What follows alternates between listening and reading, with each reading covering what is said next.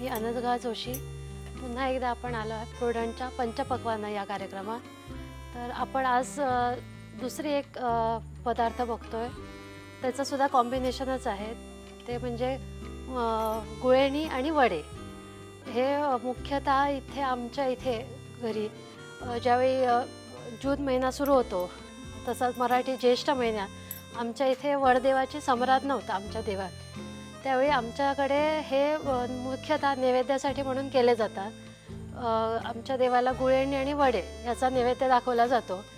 आणि तसंच त्याच्यात पौष्टिक तत्व म्हटलं तर, कारण पावसाळा नुकताच सुरू झालेला असतो, उन्हाळा संपलेला असतो, त्यामुळे ते वातावरण आपल्याला सहन होत नाही. त्यावेळी सर्दी पडसं असं होण्याची लक्षणं जास्त असतात.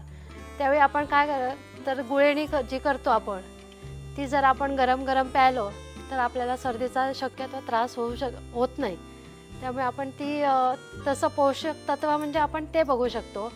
आणि आधीच्या काळात कसं तर आधी लोकांची तशी परिस्थिती नसायची की गोडाधोडाचं जेवण केलं किंवा बाहेरून काही आणलं. कारण आता आपण खूप प्रकारचे गोड पदार्थ खातो. बाहेर प्रत्येक गोष्ट बाहेर आपल्याला सहजासहजी उपलब्ध होते. पण त्या काळी गाई म्हशी होत्या, पण तसं दूध दुभतं बाहेर विकून त्यातूनच त्यांचा उदरनिर्वाह होत असं, किंवा ते बाबा घरात वापरलं जायचं असं पण नाही.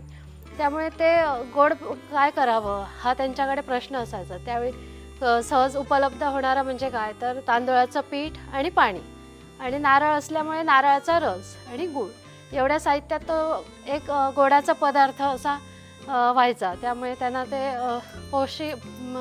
पौष्टिक आहे, त्याबरोबर कमी खर्चात पण होणार आहे. त्यामुळे सहसा आत्ता शक्यतो कोणी करत नसतील आणि माहीत पण नसेल आताच्या पुढच्या पिढीला की गुळेणी म्हणजे नक्की काय प्रकार आहे.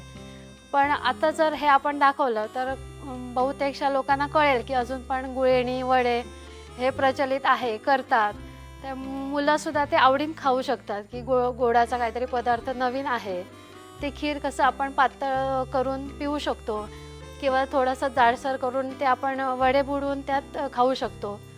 असं त्या गुळेणी आणि वड्यांचं एक खासियत आहे. आमच्या इथे त्याला बऱ्यापैकी महत्त्व दिलेलं आहे. तर आज आपण इथे गुळेणी आणि वडे हे करून बघूया.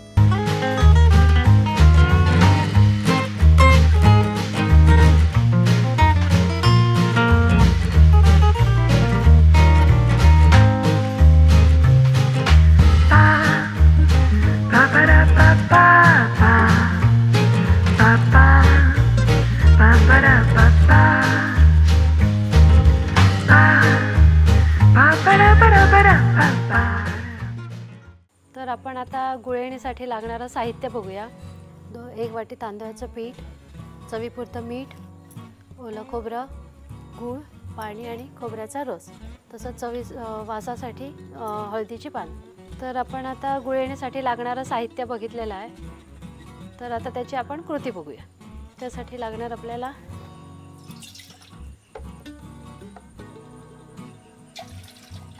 ते आपण 4 वाट्या पाणी घेतलेलं आहे.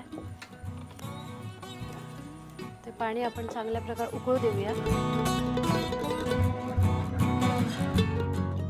त्यात चवीपुरतं मीठ घालूया.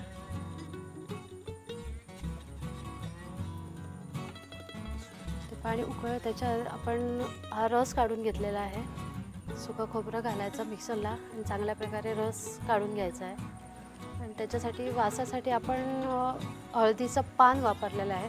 वासासाठी असं काही घालायला लागणार, हळदीचा पानाचाच एक सुरेख वास येणार आहे त्याच्यासाठी. हे आता आपण जे प्रमाण घेतलं ते साधारणतः 4 किंवा 5 माणसांपर्यंत पुरू शकतं आहे. पाण्याला उकळी यायला लागलं पण त्यात थोडा गूळ, 1 वाटीभर गूळ घालूया.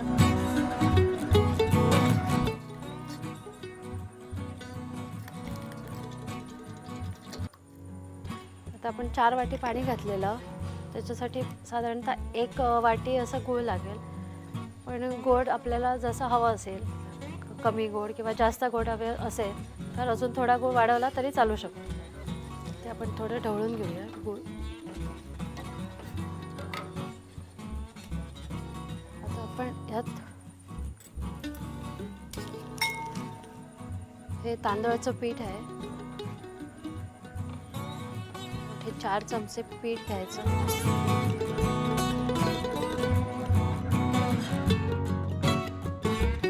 त्यात थोडं पाणी घालून पातळ पेस्ट कशी करायची आहे त्याची.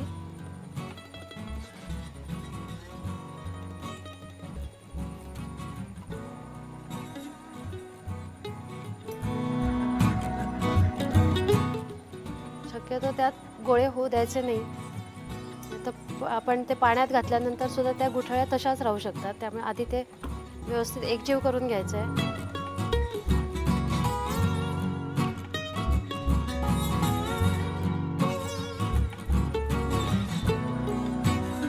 शक्य एवढी दाटसर पेस्ट असावी त्याची. ते आपण ते पाण्यात उकळत्या पाण्यात घालणार आहोत.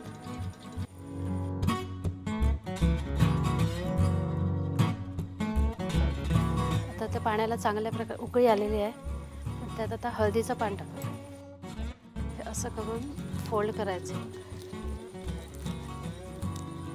गाठ मारायची, पाण्यात टाकायचं. पाण्यात टाकल्यामुळे त्या हळदीच्या पानाचा वास त्या पाण्याला उतरणार आहे आणि पाण्याचा रंग पण चांगला आलाय गुळामुळे.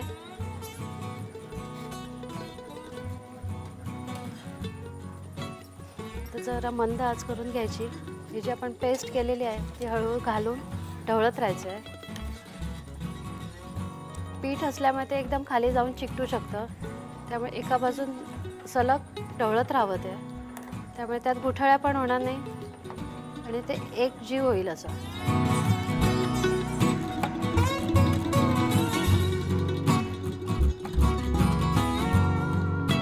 आता आपण पीठ घातलेलं आहे, त्यात एक उकळी आणूया अजून. बरं चांगल्यापैकी ते पीठ शिजलं की आपली गुळेणी तयार होईल. यात किंचितचं मीठ, अगदी चवीपुरतं. जसं गोडात थोडंसं मीठ घालतो आणि तिखट पदार्थात आपण जसं थोडीशी साखर किंवा गूळ टाकतो, तसंच गोड पदार्थ थोडंसं किंचितचं चवीपुरतं मीठ घालायचं आहे. हे आता उकळी आलेली आहे. एकदम मंद आच करायची आणि हे जर आपण खोबऱ्याचा रस काढून ठेवलेला आहे, जर गॅसची फ्लेम मोठी असेल तर तो रस घालताना एक वेळ फुटू शकतो. तर आपण त्यात रस घालतो,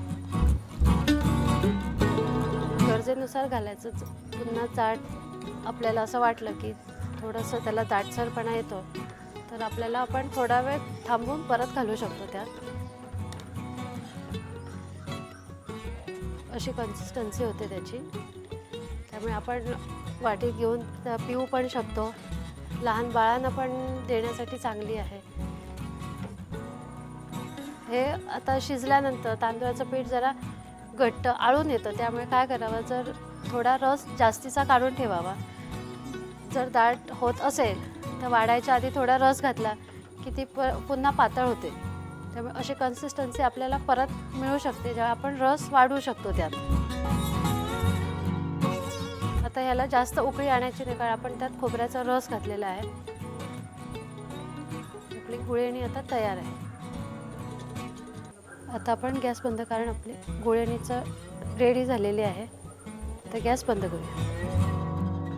आता आपली गुळेणी तयार आहे. त्याच्यासोबत खाण्यासाठी आपण आता वडे बघूया. तर आपण वड्यांसाठी साहित्य बघूया. एक मोठी वाटी तांदूळाचं पीठ, मीठ आणि गरम पाणी. आता वड्यांचं आपण साहित्य बघितलेलं आहे. आता कृती सुरू करूया. तर त्यासाठी आपण आता गरम पीठ घेऊया आधी परातीमध्ये. एक वाटी पीठ घेतलेलं आहे, मोठी वाटी. त्यात चवीपुरतं मीठ घालूया, मिक्स करूया चांगलं. त्यात आपण आता हे एक उकळी काढून घेतलेलं आहे पाण्याला, ते गरम पाणी आपण त्यात घालूया. वड्यांचं पीठ एकदम सगळं भिजवून ठेवायचं नाही, गरम पाणी घालून थोड्या वेळ तसंच ठेवायचं आणि जसं लागेल तसं मळून घ्यावं, नाहीतर ते पीठ घट्ट होतं आणि वडे थापले जात नाही. त्यामुळे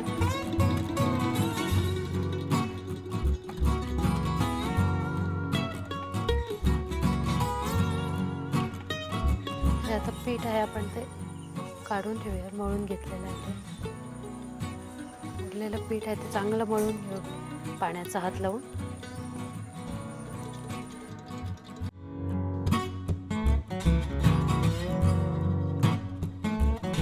आपण गुळणीत पण तांदूळाचंच पीठ वापरलेलं आहे. ते सहज सोपं उपलब्ध होणारं म्हणजे तांदूळाचं पीठ आणि जास्त काही त्यात साहित्य वापरलं गेलं नाही आहे. पण चविष्ट अशी ती गुळणी आणि त्याच्याबरोबरचं कॉम्बिनेशन म्हणजे वडे. तसंच वड्यांसोबत आपण काळ्या वाटाण्याची आमटी, वडे हे पण कॉम्बिनेशन चांगलं असतं.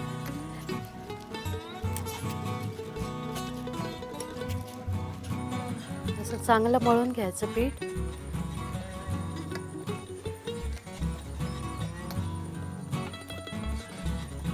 त्यात आमच्या आरामात 20 ते 25 वडे होऊ शकतात.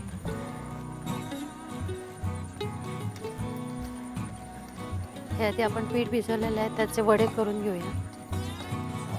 हा असा गोळा तयार होईल.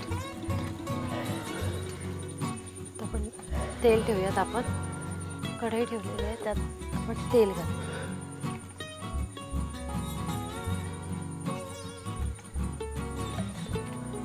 केळीचं पान घेतलेलं आहे, आपण त्याच्यावर वडे थापूया.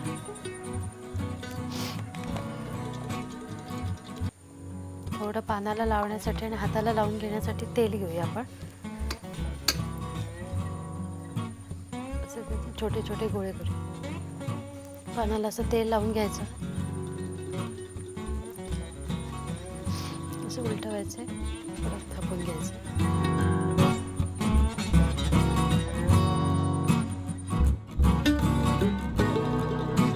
असे वडे तयार झालेले आपले.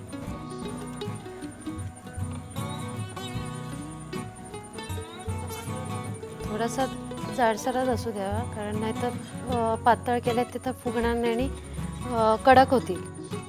थोडेसे जाडसर ठेवल्यावर ते चांगले फुगतील आणि मऊ होतील.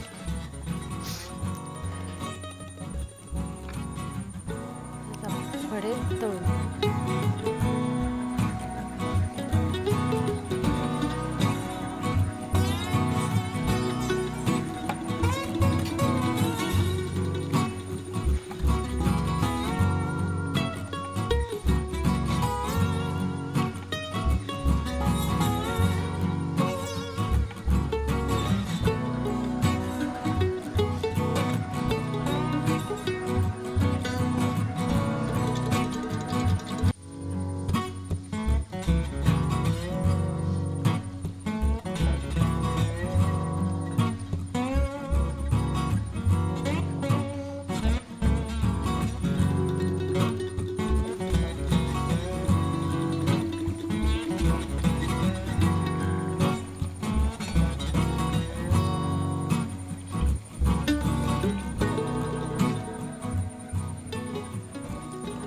वडे आपले असे गोल्डन ब्राऊन रंगावर तळून घ्यायचे.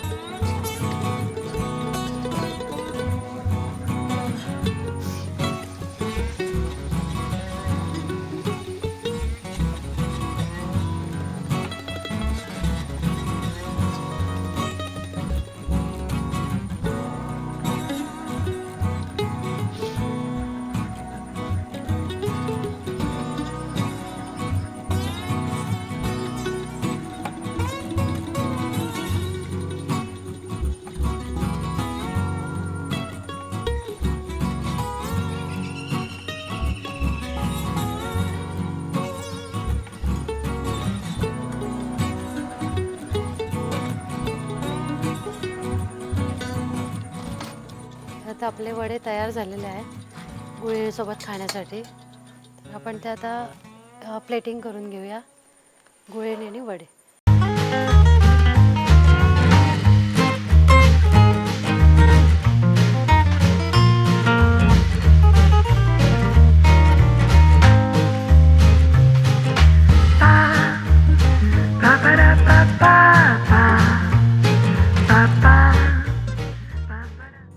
तर आपला तयार आहे गुळणी आणि वडे.